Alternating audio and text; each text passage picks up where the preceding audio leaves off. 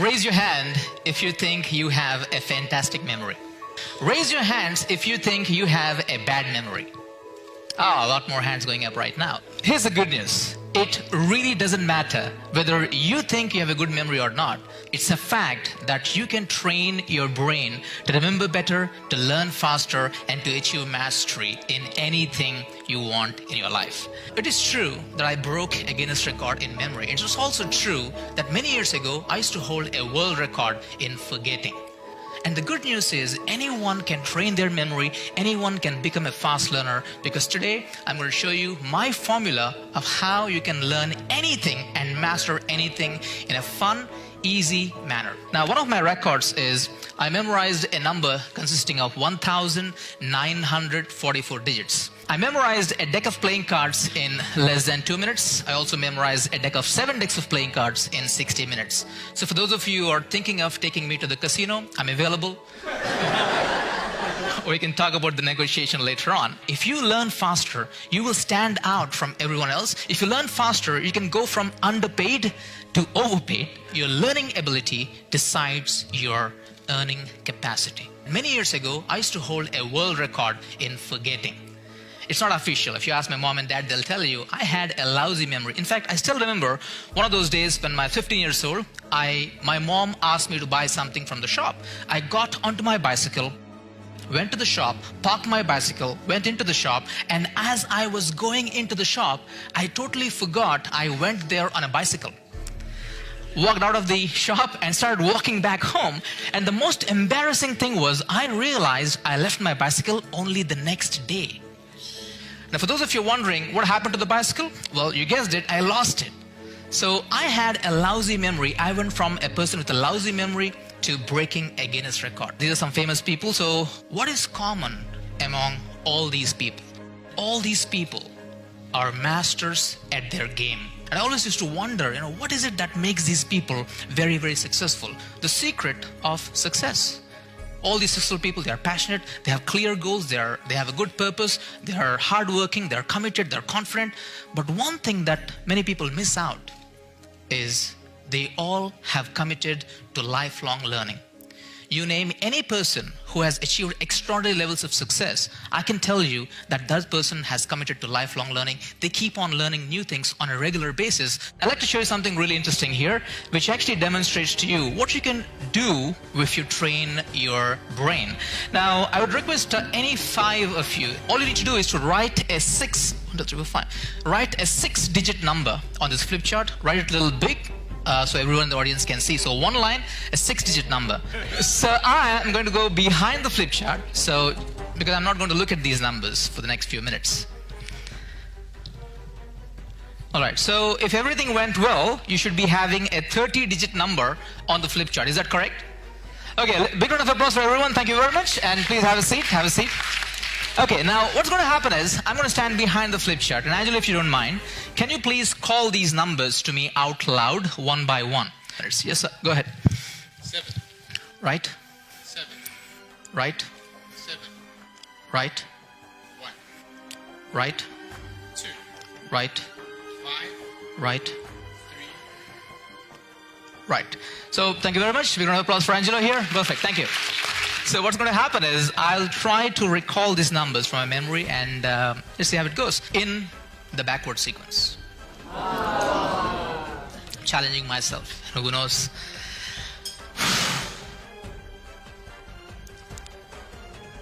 Four, 3, 5, 2, 6, 1, 5, 9, 2, 8, 9, 1, 3, 7, 7, 0. Not yet.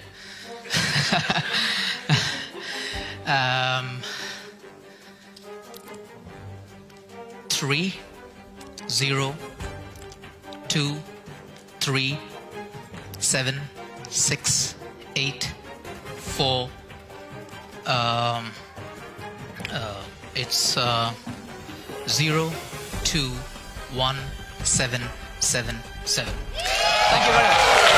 So the question is, how do you learn? So it all starts with input. Now, most people, they just focus way too much on input. They go to seminars, they read books, they watch videos, they listen to podcasts, they follow blogs. It's input, input, input, input, and more input. Well, there's nothing wrong with learning. The problem is, if you have too much of input with no output, what happens is you have shallow learning.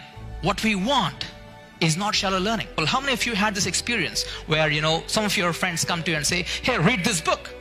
And then you go, yeah, what do you learn from this book? And then they go, it's a good book. It's a good book. It's a very good book, We don't want shallow learning. We want deep learning. And how do you do that? For true mastery, you need to focus more on the output rather than the input. When you learn something, if you don't use it, if you don't output it, you lose it. And here's my formula of how you can be a master at anything. The first thing is, of course, learn, which is what you already are doing.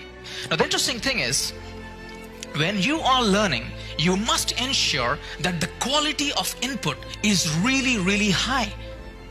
You must be paying 100% attention. But the problem is, when people are learning these days, what do? They do multitasking. Because of what? Because of the devices that you're actually holding right now, because of the phones that we have, people do multitasking. Just imagine, when you're reading a book, when you're watching a video, you have your phone nearby. And while you're reading, while you're learning, while you're understanding, and the phone message goes off, there's a notification goes off, what do?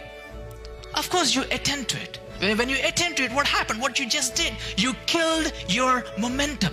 Your quality of input determines the quality of retention. How well and how long can you remember information? It also affects the quality of recall. That's the reason why my suggestion is, if you are learning something, at least for the time you're learning, you should be doing not multitasking, but the exact opposite of it, which is single tasking. Do one thing at one time, especially when it comes to learning. Stay away from distractions. Pay 100% attention. And then you'll be well on your way to mastery. The second thing, of course, is reflect. Now, many people are in the rush to learn new things, which is good. But the problem is, you also need to do reflect. What do I mean by that? After you learn something, pause for a while and ask yourself, hey, what's the takeaway from this thing? And how can I use this information in my life? How can I use this information in my work, in my family? When you pause, when you reflect, when you ask these questions, that's how learning solidifies. And after reflect, the next step is implement. And this is where the magic happens. And unfortunately, many people miss out on this thing. What they do is they go on learning new things, they get excited, and they feel good, they feel inspired, and they go on to learn something new. You just missed out.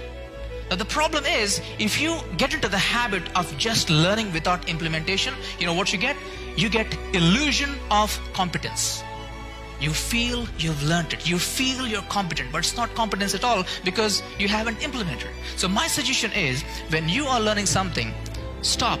Write down what are the few things I can take action on. Schedule it in the calendar and take some action. And of course, the last step is share.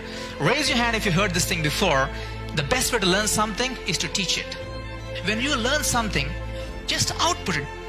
Just share it with other people. Now, if you don't know, if you don't want to teach, you could just share it, you could just discuss it. But what happens is, when you share things with other people, what you're doing is you're helping your brain to pay more attention. I have not seen anyone who became a master at something just by doing the input. They all became masters by doing the input and more of the output. If you're spending X amount of time on input, my suggestion is at least spend 2x amount of time on output.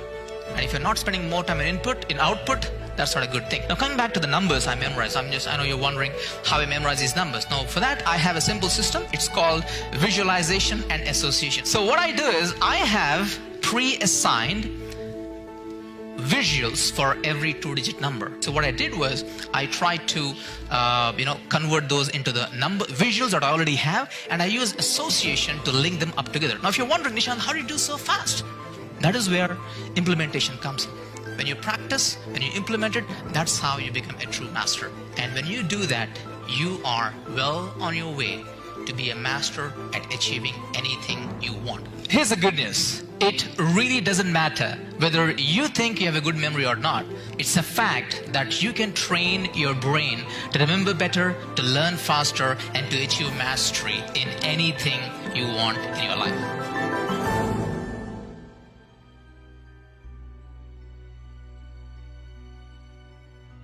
What's the point of learning something if you can't implement it and benefit from this? That is pure intellectual entertainment, nothing else.